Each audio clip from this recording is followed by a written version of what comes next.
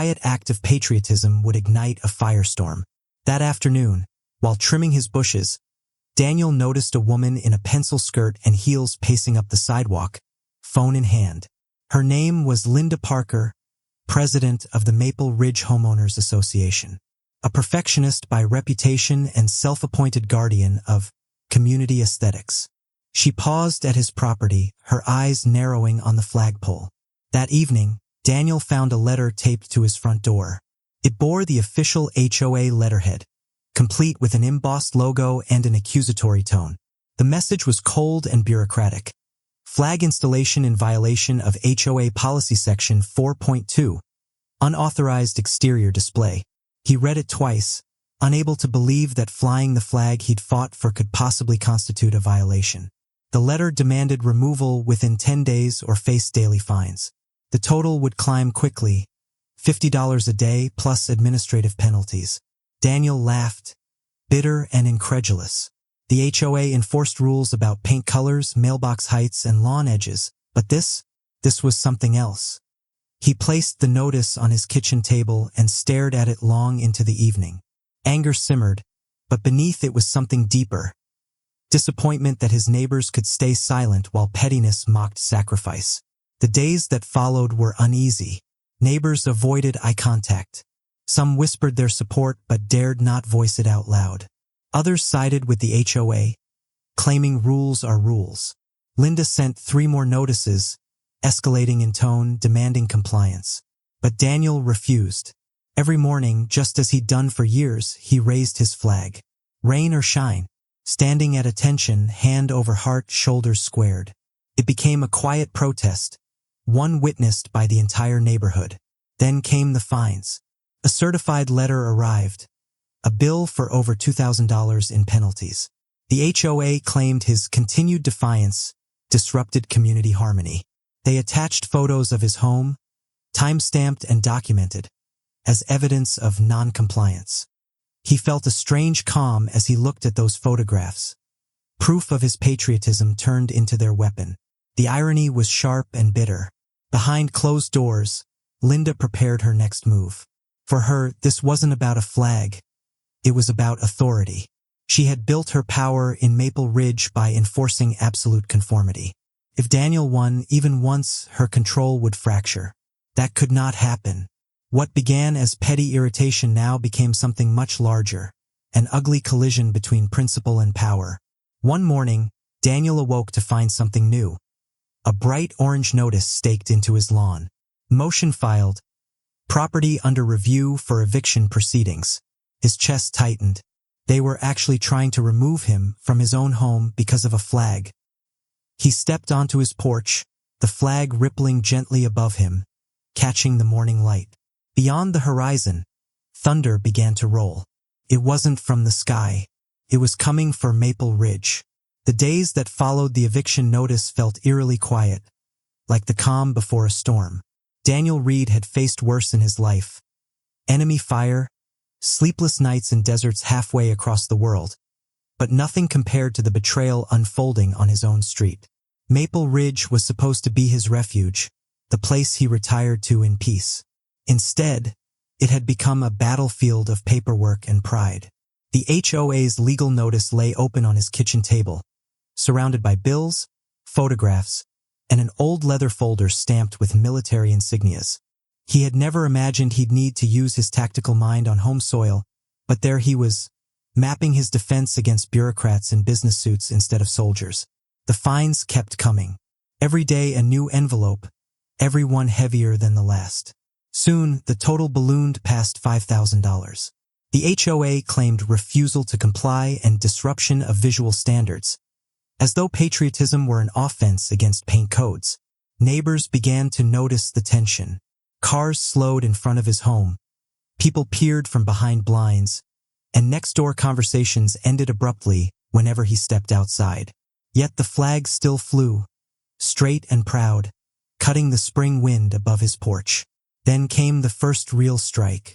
One morning, Daniel woke to find the flagpole bent, the flag torn halfway down and dirt scattered across his porch. Someone had vandalized it in the night. His stomach turned to stone as he picked up the torn fabric. the stars smudged with mud, the stripes ripped like a wound. Whoever did it wanted to break more than metal, they wanted to break his will. But they underestimated him. Daniel replaced the flag that very afternoon. Not with a new one, but with the same cloth, repaired and resewn by his own hands. Each stitch a silent declaration. He wouldn't yield. By the week's end, the HOA escalated further, sending field inspectors to document aesthetic violations. They snapped photos without speaking, their expressions blank, mechanical.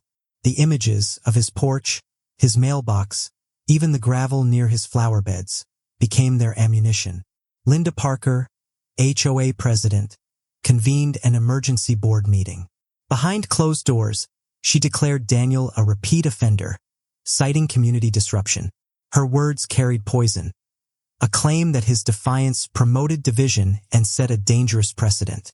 She framed herself as the protector of order, the hero saving Maple Ridge from chaos. But the rumor spread faster than she expected. A young couple at the end of the street whispered about it first. A retired schoolteacher picked up the story next. Soon, residents were questioning what kind of place would punish a veteran for hanging a flag. The HOA's iron grip began to tremble, even as Linda doubled down. Her next move was bold and reckless. She posted an open letter on the community notice board, calling Daniel a disruptive influence and warning that failure to comply with HOA bylaws could result in removal. It was meant to intimidate him. Instead, it ignited him. That evening, Daniel made a decision. Sitting alone under the porch light, he opened his laptop and began writing. A single post that would change everything. He explained his story calmly, without anger, just facts and heart. He shared it with a veterans community group online. By midnight, it had spread to hundreds of users. By morning, thousands. The comments poured in like a flood of outrage and support. People from across the country were furious that an HOA dared to target a man for honoring his flag.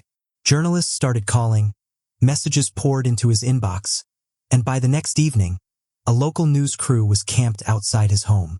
Daniel wasn't looking for fame. He only wanted fairness.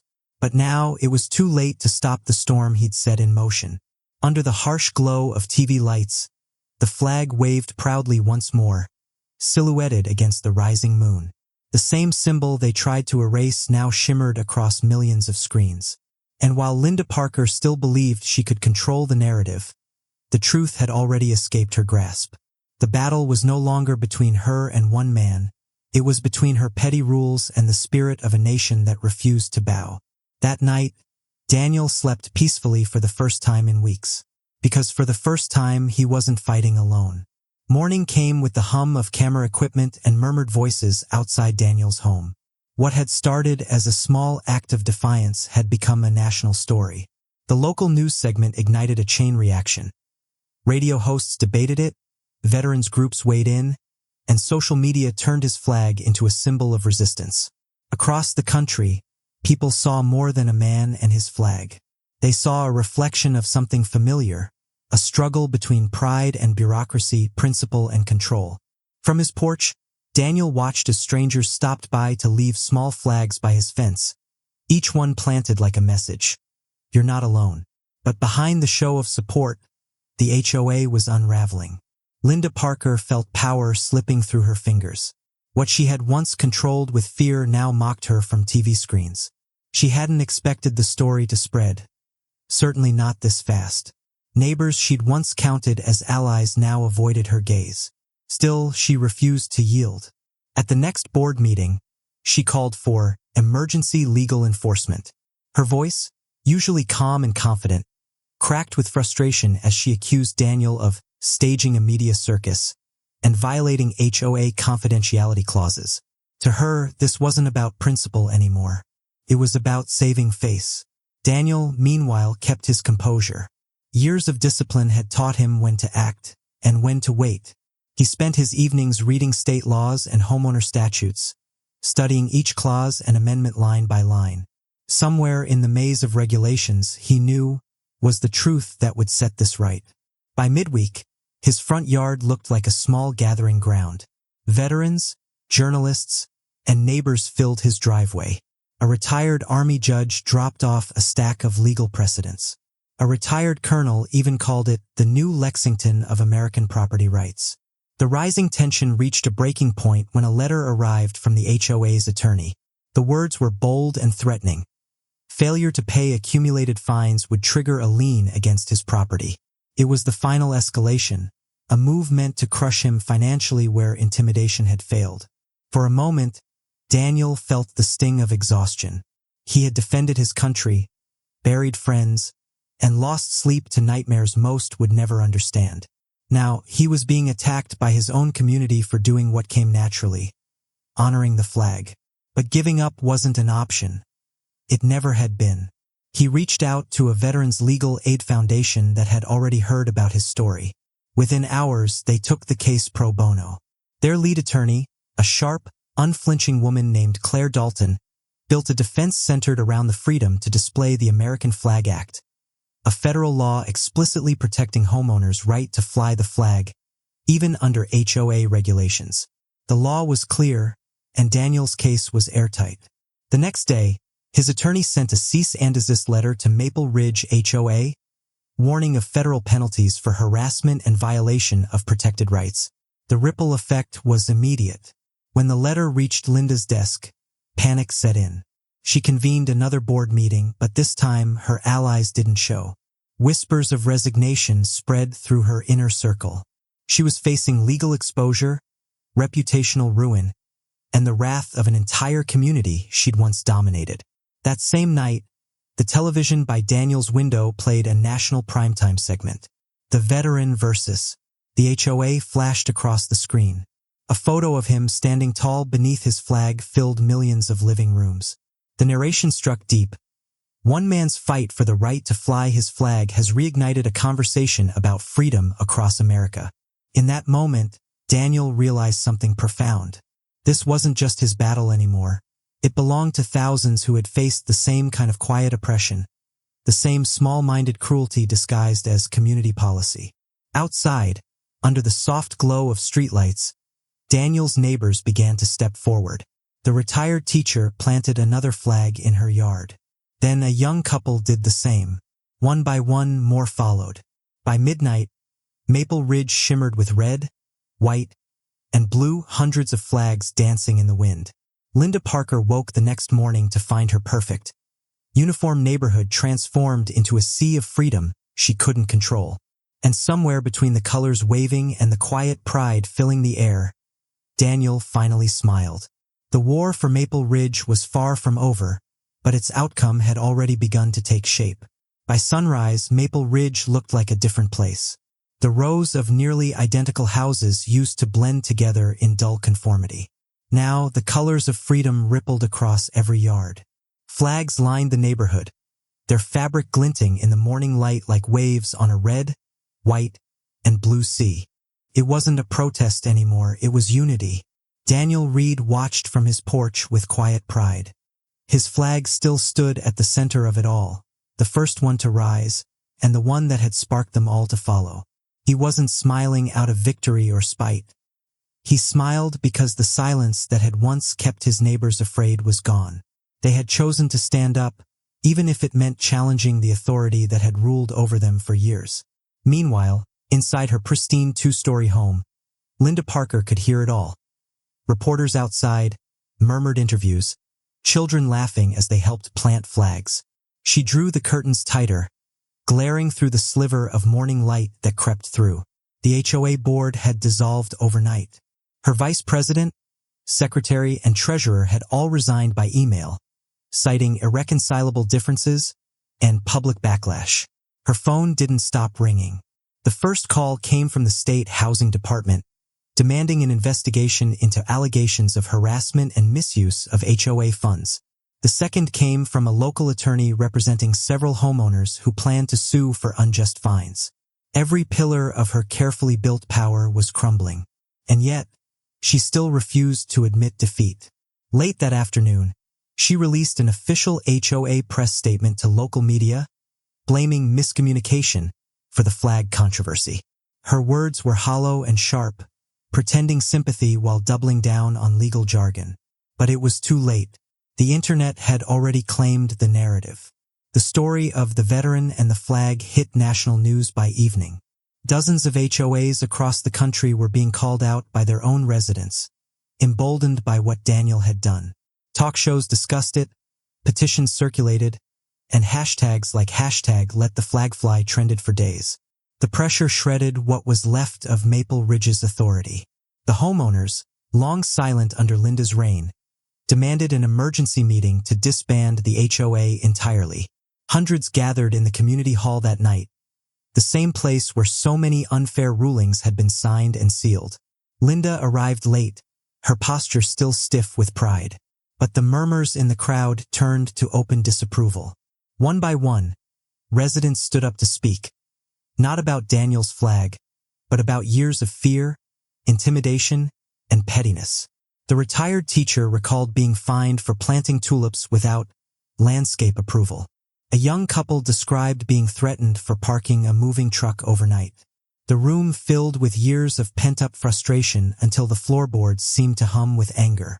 For the first time, Linda had no control, no gavel, no silence to hide behind. Under immense pressure, a motion to dissolve the HOA was brought forward. When the votes were counted, it wasn't even close, an overwhelming majority in favor. The HOA that had ruled over Maple Ridge for 14 years was gone in less than 15 minutes. Linda's face went pale.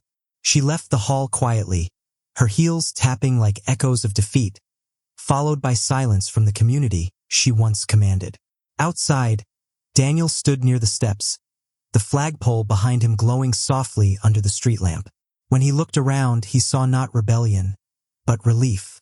Freed from the weight of control, the neighbors of Maple Ridge were finally home in their own neighborhood. In the days that followed, reporters moved on to new stories, and the headlines faded. But the change didn't fade. The HOA's office was replaced by a community garden. The old enforcement van was sold, and the funds donated to a local veterans shelter. Daniel kept his flag exactly where it had always been. Yet it seemed to stand taller now, representing more than just his service. It symbolized freedom reclaimed through courage and persistence. At night, when the wind rolled softly through Maple Ridge, the flag's gentle snapping had a different tone. It wasn't defiance anymore. It was peace. Linda Parker quietly sold her house a month later, disappearing from the neighborhood she once ruled. No one bothered to say goodbye. And for the first time in years, Maple Ridge slept without fear of fines, inspections, or petty reprimands. Only the quiet hum of life returned. Lawns buzzing with mowers, children on bicycles, porch lights glowing against the stars. This small piece of America had learned something big, that dignity can't be regulated and freedom can't be fined.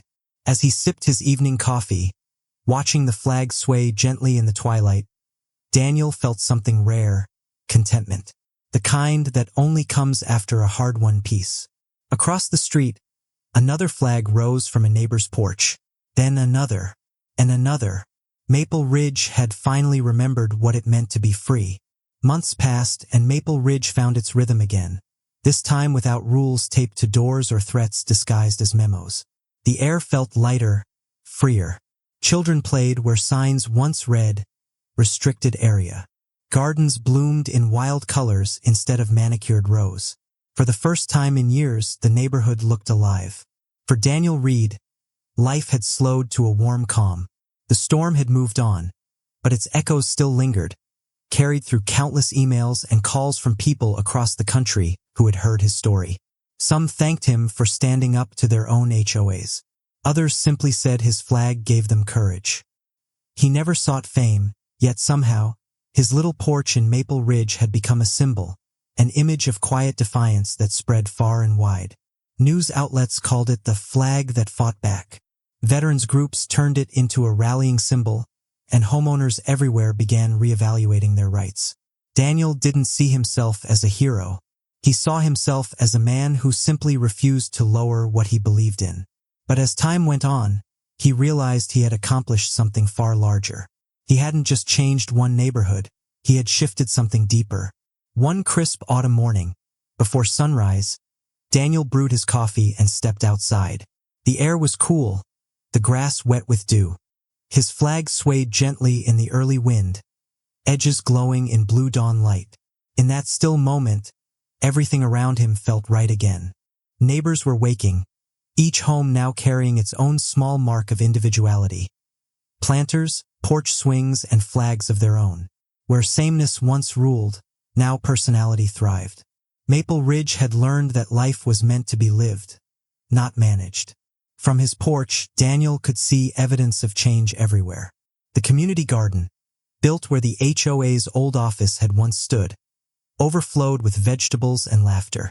Veterans from nearby towns visited, planting flags of their own to honor their service. Every Saturday, families gathered there. No meetings, no fines, just connection. One afternoon, a van pulled up to his driveway. Two people stepped out wearing suits, holding cameras and a microphone. They introduced themselves as a production team from a documentary news outlet. They wanted to feature his story, how one man's stand had reshaped communities nationwide. Daniel hesitated at first, but then he agreed, not for recognition but for remembrance. He wanted future generations to understand something simple but true. Freedom is delicate, and it must be protected not just by laws and armies, but by ordinary people who refuse to bow to arrogance and control. When the documentary aired months later, it trended again. The scenes of his torn flag stitched back together drew tears from viewers across the country. The closing shot, Daniel saluting the flag as the sun dipped behind the neighborhood, called back every value he had lived by: resilience, respect, and quiet honor. In time, Maple Ridge became known as the Flag Neighborhood. Visitors came just to see the place that sparked a movement.